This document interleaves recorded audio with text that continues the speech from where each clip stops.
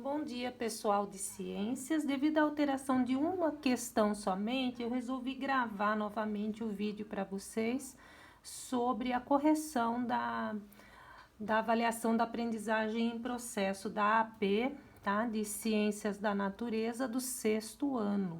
Então, vamos começar? A primeira questão, a gente tem uma mola, né? E a pessoa está, né, fazendo uma compressão dessa mola, né? Quando comprime, chega lá mais próximo. Então, a habilidade aqui é a gente entender a esquematização desse desenho aqui, né? Então, eu tenho aqui, ó, a pessoa pressionando essa mola. Então, qual é a propriedade dessa matéria? Então, é a compressibilidade, né? Que vai explicar, né, esse movimento que a pessoa está executando com a mola. A segunda questão é sobre Pedro. Ele é eletricista e ele foi chamado para arrumar uma fiação de uma casa.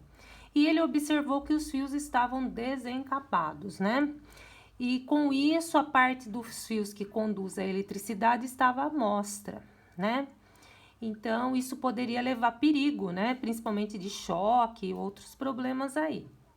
Nessa situação, o fio que Pedro observou era feito do quê? Né? O fio é feito de um material. Ele é encapado pela borracha, mas esse fio é de metal, certo? Então, essa habilidade estava relacionada a gente entender, né, o que é feito, do que é feito esse material, tá? Terceira, no passado, as ervas eram cultivadas para serem usadas como matéria-prima de muitos medicamentos. Atualmente, grande parte dessas substâncias que constituem os medicamentos são artificiais, ou seja, são criadas por meios químicos em laboratório. Qual é a origem dos medicamentos criados atualmente, né? A gente tem os laboratórios químicos envolvidos, então a gente tem a parte da sintética, né? É onde o material passa por um processo químico, ele muda, né, as características, ou eu vou tirar um princípio ativo de uma planta, né, para fabricar esse remédio. Então, ele deixa de ser o natural para ser o sintético, certo? A próxima questão, a 4, tem uma pessoinha aqui jogando lixo aqui no rio, né? Então, tá uma situação aqui que é um rio. Tá escrito na gravura: vou jogar mais um pouco de lixo aqui no rio. Acho que não vai prejudicar ninguém. Então, a atitude provocada por essa pessoa, né? Ela provoca o quê? A contaminação do lençol freático. Olha, se fosse o lençol freático, né, seriam as águas subterrâneas. As águas que estão sendo prejudicadas agora são essas águas do rio que está passando aqui próximo à residência, né, dessa pessoa aqui que está jogando. Então, nesse caso, é a poluição dos rios, certo? A próxima atividade é sobre um método, né, de separação de misturas, né? Quando a gente está separando o macarrão, né, da água que a gente ferveu o macarrão. Neste método de separação de misturas é chamado de catação, decantação, filtração ou peneiração.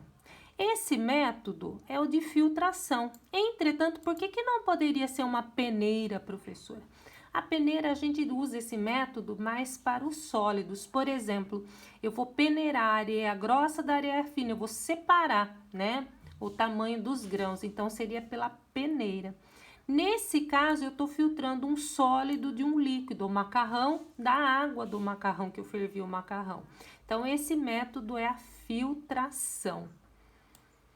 Olha, tem um nome estranho aqui, decantação. O que seria o método da decantação? Geralmente, quando a gente coloca areia com água, essa areia, depois de um tempo, ela vai para o fundo, né? Porque ela tem uma densidade maior que a da água, então ela vai para o fundo. Então, esse método é a decantação, certo? Eu sempre costumo falar, espera, né, que as coisas não estão misturadas, né? Então, a areia e a água, você mistura, parece que misturou. Mas depois de um certo tempo, você vê que ela decanta, né, que a areia vai para o fundo, tá? Então, nesse processo aqui, voltando nessa questão aqui, onde eu separo a água do macarrão, é um processo de filtração. A próxima questão, a 6. Para ensinar os alunos sobre as propriedades gerais da matéria, uma professora resolveu fazer um experimento. Ela colocou água em um copo e marcou o nível da água que atingia. Em seguida, ela adicionou 5 colheres de açúcar e os alunos observaram que o nível da água subiu. Esse experimento comprova a propriedade geral da matéria chamada de compressibilidade, divisibilidade, elasticidade ou impenetrabilidade. A princípio eu tinha colocado a elasticidade, né? Porque eu achei que como que chama? Que o nível subiu, mas é a impenetrabilidade. Ele está mais relacionado aqui com a insolubilidade, porque chega num momento em que tem tanto açúcar que esse açúcar ele não vai mais conseguir solubilizar a água, né? E aí, né, a impenetrabilidade, eu não consigo, né, que 2 corpos ocupem o mesmo espaço. Então, aqui nesse gabarito, ele colocou a propriedade, né, geral da matéria, a impenetrabilidade. Então, é nesse quesito aqui que a gente tem que pensar um pouquinho mais, tá bom? Então, vamos lá para a 7ª. Para verificar a solubilidade de diferentes materiais, Arthur colocou em 4 copos com água com os materiais listados abaixo. Copo 1, açúcar refinado e água. Copo 2, azeite e água. Copo 3, suco em pó e água. Copo 4, vinagre e água. De acordo com o Arthur, né? Qual material ficou insolúvel, que não conseguiu, né, solubilizar, né? Açúcar e água consegue. Entretanto, se eu colocar muito açúcar, como na questão anterior, né, a matéria ela vai ficar insolúvel, né? Um pedaço, né? Porque eu preciso de muita água, né, para conseguir solubilizar muito açúcar. Mas aqui conseguiu solubilizar. Azeite e água. Se eu colocar óleo numa água, geralmente o óleo fica para cima, a água embaixo. Tá? Quem ainda não fez, pega um pouquinho aí e faz em casa. Vocês vão ver que vocês não conseguem, né, solubilizar, quer dizer, dissolver a água e óleo, tá? Copo 3, suco em pó e água, vocês vivem fazendo aí, dá tudo certo. Ele solubiliza certinho o suco em pó com a água. Copo 4, vinagre e água, tudo bem, também solubiliza. Agora, então, de acordo com qual material foi insolúvel? O que quer dizer a palavra insolúvel? Que não dissolve. Não dissolve seria o azeite e a água, como óleos e água. Então, a alternativa aqui é a B, a 2. Então, a 8ª, eu tenho aqui um processo de separação também, mas eu tenho um esquema. Água e petróleo. O método 1 eu consigo separar a água e o petróleo, né? Então, a água, ela tem um ponto de evaporação que é muito diferente do petróleo, por exemplo, que eu consigo separar. Agora, o método 2 do petróleo, eu consigo separar todos os componentes dele, gasolina, querosene, óleo diesel, óleo lubrificante. Foi algo muito discutido nas aulas do Centro de Mídias e esse processo ele se chama destilação.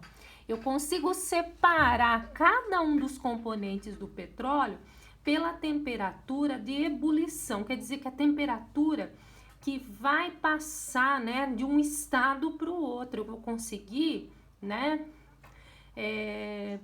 passar pela temperatura, né, entre aspas, de evaporação. Então, a gasolina tem uma temperatura, querosene tem outra, óleo diesel tem outra e óleo lubrificante. Então, através da temperatura, eu consigo separar os componentes do petróleo. E essa propriedade está relacionada à destilação, tá? Próxima questão, a 9ª, é um texto. Ao servir sua refeição, Manuela encostou em uma panela de aço e se queimou. Sua avó, que estava por perto, disse para ela tomar cuidado e pegar a panela sempre pelo cabo, que é de madeira. Nessa situação, os materiais que formam a panela se comportam de maneira diferente. Por quê? Apresentam formas diferentes? Estão em diferentes estados físicos? Possuem diferentes volumes ou são formados por substâncias diferentes? Nesse caso, as substâncias diferentes respondem melhor. Por quê? Porque o cabo é de madeira e a panela é de aço, né? O aço, né? Ele conduz a temperatura. A madeira não, ela pode formar como um isolante de temperatura. Então, essas substâncias estão se comportando de maneira diferente, tá? Então, é essa alternativa aqui. A D são formados por substâncias diferentes. A 10ª, eu tenho um texto sobre o ciclo da água. Vamos ler ali. A quantidade de água dos lagos, dos rios, mares, tá? É muito grande. Com o calor produzido pelo sol, ela passa por um processo chamado de evaporação. Depois essa água forma nuvens, né? As nuvens, quando ficam bem cheias de água, se precipitam, ou seja, se transformam em chuva, lançando água no estado líquido. Parte da água cai no solo, penetra nessa camada, formando os lençóis subterrâneos ou freáticos. Outra parte é encaminhada para rios, lagos, represas e mares. Então, aqui está representando o ciclo da água. O ciclo representado nesse texto é importante porque abastece os reservatórios de água, sim, né? A chuva, a formação da chuva, tudo mais, né? Então, ela está relacionada sim a essa parte, né? Elimina a transmissão de doenças, o texto não está falando sobre doenças. Proporciona alimento para as plantas, também não está falando sobre isso. Protege o planeta contra raios solares, também não. Ele está falando sobre reservatórios de água, sobre ciclo da água. Então, vamos lá. A 11ª, eu tenho esses potes, né? Qual característica que diferencia os objetos representados nessa imagem? A resistência térmica, a temperatura de fusão, o formato ou o volume, né? Olha, o formato, vocês estão vendo aqui, ó, um formato, né, semelhante, olha, os tamanhos são diferentes aqui, mas o formato é retangular, né? A gente vê aqui pela tampa, né? Então, a melhor resposta aqui seria o volume. Aqui, se eu colocar brinquedos dentro dessas caixas aqui, vai caber pouco. Aqui, ó, vai caber vão caber muitos brinquedos aqui, tá? Então, é o volume ocupado, o quanto vai caber aqui dentro, né? E o quanto vai caber na caixa menor, né? Nesse objeto menor, certo? Então, aqui está relacionado ao volume. A próxima questão, a 12ª, é uma questão falando sobre o ouro, né? Que resultam em processos aqui feitos pelas indústrias na fabricação de joia, né? E pode transformar uma folha de 1 metro quadrado de área, né, possibilitando a criação de objetos diversificados, sem perda do material. Então, eu consigo derreter, formar placas, lâminas desse ouro e moldar objetos sem eu ter perda, porque aquilo que eu perdi eu posso derreter e fazer de novo, sem ter perda do material. Como que se chama essa propriedade? A do ouro está relacionada à ductibilidade, o material dúctil, né? Então, eu consigo formar a lâmina, não perder o material. E aquilo que sobrou no meu objeto, eu consigo derreter, formar a lâmina de novo, fazer tudo de novo. Então, é a ductibilidade, tá? Eu consigo moldar esse material. A próxima sobre o garimpo, né? Outra questão sobre propriedades dos materiais. Os garimpeiros costumam separar o ouro da areia utilizando a água corrente dos rios. A areia que é menos densa é arrastada e o ouro que é mais denso permanece no fundo do recipiente, tá? Que eles utilizam, denominado bateia. Qual foi o método de separação utilizado pelos garimpeiros? Esse método é chamado de levigação, tá? Não é peneiração, porque vocês estão vendo aqui que é mais que uma peneira, eu estou usando a corrente de água. A corrente de água vai levar embora a areia, tá? Porque ela tem a densidade menor. Os grânulos do ouro são mais densos, fica no fundo. Então, vou usar a correnteza da água, tá? Junto da peneira para separar. Então, atividade excepcionalmente usada pelo garimpo, pelos garimpeiros, era chamada de levigação. A próxima questão também mostrando um fio aqui na 14ª. Observe a imagem abaixo, as partes que compõem o fio elétrico. Olha, a parte que conduz a eletricidade e a parte isolante, que é a parte encapada com a borracha. Vocês viram na questão anterior, né, que esse fio aqui que o eletricista foi socorrer ali, né, ele estava desencapado, então a probabilidade de acontecer choque, né, ou até um acidente mais sério, né, porque vocês sabem que o fio conduz eletricidade e gera calor, tá? Então pode ocorrer aí incêndios também pela fiação elétrica. Então vamos lá. Nesse fio, o material que pode ser usado na parte 1, a parte 1 é aqui, ó, nessa porção aqui. Na parte 1 é borracha, é madeira, é cobre ou é plástico?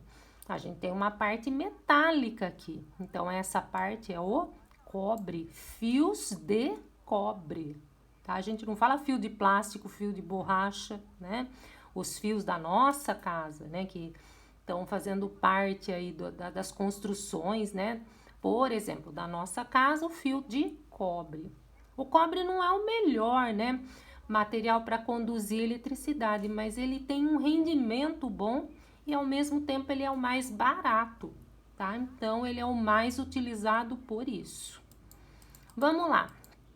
A próxima questão, uma imagem. Lixo não é lugar de medicamento, né? Olha aqui, uma coisa séria. Então, existem lugares onde a gente leva restos de medicamento, na própria farmácia, tá? Então, tem um depósito de material, senão a gente vai contaminar, né? Então, uma das principais consequências do descarte inadequado de remédio, contaminação do meio ambiente, opa, aqui ó, direto. Destruição da camada de ozônio seria, né, não se fosse o desenho fosse de remédio, mas se fosse de poluição do ar, né? Agravamento do efeito estufa também é poluição do ar. O ozônio, na verdade, seria relacionado aos sprays, né? Desmatamento de floresta, aqui uma imagem seria de desmatamento, né? Então, aqui, os remédios têm a contaminação, relacionados à contaminação do meio ambiente. A próxima questão, eu tenho um ciclo de vida aqui, do bebezinho até o senhor daqui, senhor idoso. Então, qual é as etapas do ciclo? Então, começa no bebê, no menino, no moço, aqui no adulto e no senhor idoso. Então, a gente tem a sequência 4, 2, 3, 1, certo? Toda a sequência de vida aqui. A próxima questão é uma imagem, a gente tá vendo aqui uma árvore distante, mas um solo todo cheio de pedras, né? Então, qual é esse tipo de solo, né? Aqui, essa constituição aqui. Arenoso, se tivesse areia, sim, areia, arenoso. Argiloso, geralmente relacionado àquele solo de pântano, perto de rio, né? Aquela areia fofa, né? Argila, né? Não. Calcário, calcário também é sinônimo de pedras, sim. Umífero é aquele solo bem úmido e cheio de matéria em decomposição, né? Que é bom para plantio, inclusive umífero, né? Que é decomposição. Também não. Então, essa imagem aqui, ela representa o solo calcário, né? Porque eu tenho muitas pedras, né? As pedras de calcário aqui, ó. Então, a gente tem que analisar a imagem e saber os conceitos do que se trata. A 18ª, eu tenho duas paisagens aqui, né? De construções aqui, ó. Então, o que eu tenho aqui? Uma imagem no dia, uma imagem na noite. E ele vai perguntar sobre a propriedade da matéria relacionada a essa imagem. Está relacionada à quantidade de luz solar? Sim, uma foi tirada durante o dia e a outra foi tirada durante a noite. Dia, noite. Mudança de nível da água? Não. Presença de nuvens? Também não. Movimentação de veículos também não. A gente tem aqui a quantidade de luz solar, dia, noite. 19ª, o solo humoso, do humus, né? Eu falei que ele apresenta muita decomposição e ele é úmido. Ele tem essa característica porque contém o humus, matéria orgânica em decomposição, tá? Que ajuda a reter a água do solo. Esse tipo de solo é ideal para construção de casas. Olha, ele tem ali muito material bom ali, em decomposição. Isso quer dizer em deterioração, né? É aquilo que a gente chama de esterco, né? Então, ele é bom para quê? Né? Se eu tenho um solo com muita coisa ali, com muito esterco, muita coisa, úmido e tudo de bom.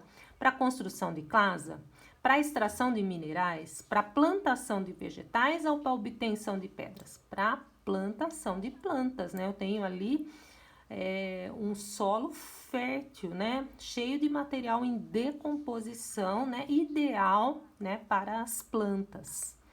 A próxima imagem, a turminha da Mônica e um solzinho aqui, ó. Essa imagem do passeio das crianças acontecem durante a noite ou durante o dia? O sol aqui durante o dia. O dia porque o vento tá fresco ou o dia porque existe mais luz solar? É dia porque existe mais luz solar, tá? Próxima questão de um experimento também, né? Todos eles nesses recipientes aqui, eu coloquei água, tá? Então, eu coloquei água, depois eu coloquei ferro em pó, eu coloquei areia no segundo copo, eu coloquei sal no terceiro copo, palha de aço ou bombril no próximo copo. Em qual deles se dissolverá a água? O que é dissolver, né? É tudo isso se solubilizar, né? Não ficar uma coisa e outra, eu tenho uma fase só, né? Então, vamos lá. O ferro vai se dissolver na água? Não.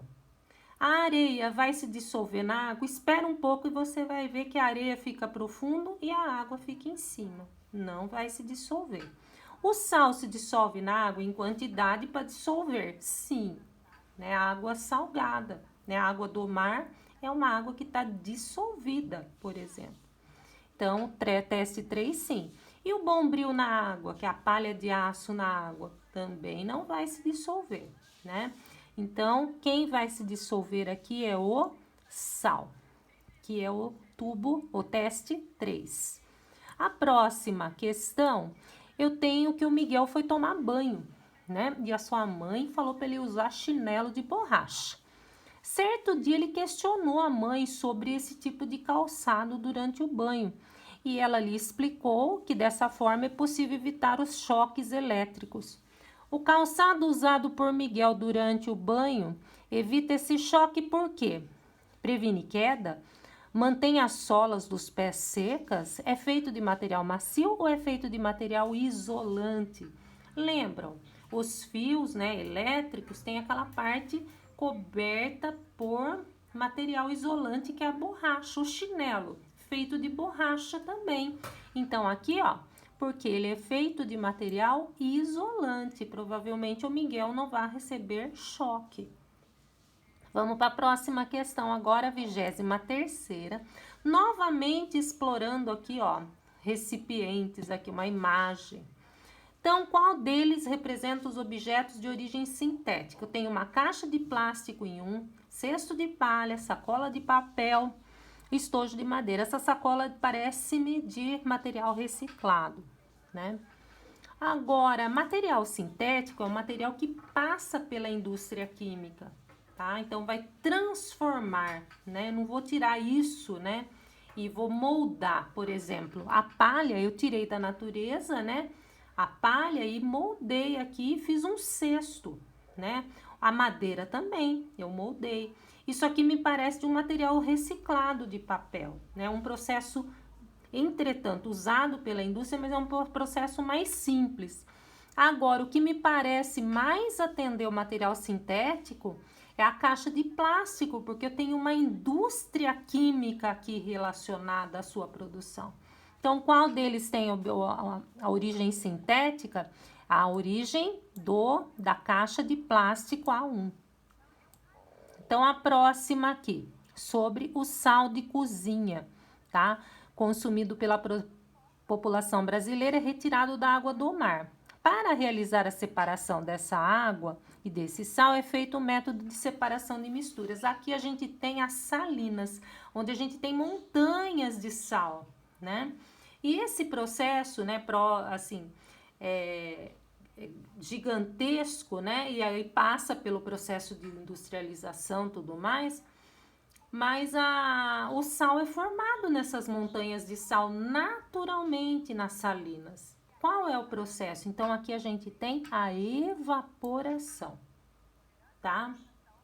A próxima questão, tá? Leia o texto. Então, nós temos um texto e uma interpretação. Muito usado no Brasil na hora de tomar café ou água, o copo descartável costuma ser visto como sinônimo de economia de água e praticidade. Mas a questão é mais complicada do que parece quando avaliamos o impacto dos copos recicláveis do ponto de vista ambiental. Existem vários tipos de copos descartáveis, mas os mais populares são os copos de plástico, que contribuem para o acúmulo do lixo no mundo, né? E os copos demoram muito, o plástico demora muito para ser degradado, né? Para ser eliminado naturalmente no meio ambiente. Uma das principais medidas para eliminar o acúmulo gerado pelo lixo nesse texto, então eu quero eliminar, eu quero acabar com esse lixo, é limpar o copo plástico antes do descarte. Não seria eu eliminar, acabar com os copos plásticos, né? Reaproveitar não seria uma forma de eu eliminar. Reutilizar copos? Também não. Agora, substituir copos descartáveis por canecas? Sim, né? Eu não quero que tenha mais esse tipo de lixo, eu quero eliminar esse tipo de lixo. Então, as demais alternativas, eu não iria eliminar, né, o copo plástico, né, limpando, reaproveitando ou reutilizando. Eu não iria acabar. Mas eu substituindo os copos descartáveis por canecas de cerâmica, aí sim eu iria eliminar os copos. Próxima questão é uma questão sobre poluição. Olha aqui, né? Então, é um problema ambiental retratado nessa imagem. Ela é diretamente responsável pela ocorrência de enchentes, pela poluição das águas, pelo aumento do efeito estufa ou pelo deslizamento de encostas. Então, aqui a gente está falando sobre o efeito estufa, né? A contaminação do ar, né? Gerando os problemas do efeito estufa, tá certo? Muito falado também nas aulas do Centro de Mídias, certo? Então, vai passar muita radiação aqui na Terra e essa radiação não consegue sair pelo acúmulo dos gases estufa que vai ficar na atmosfera. Então, a radiação entra, mas na hora dela sair, né, dela ser eliminada, ela não consegue, porque os gases de efeito estufa barram, né? Então, essa radiação fica retida, fica dentro da Terra, então a Terra começa a aumentar a temperatura. Lembrando que isso acontece naturalmente, mas esses processos aqui, né, junto com automóveis e tudo mais, eles estão agravando, então está aumentando demais a temperatura na Terra, né, e gerando o efeito estufa. Então, eram essas as contribuições, né, da correção da AP de Ciências da Natureza. Um ótimo dia a todos.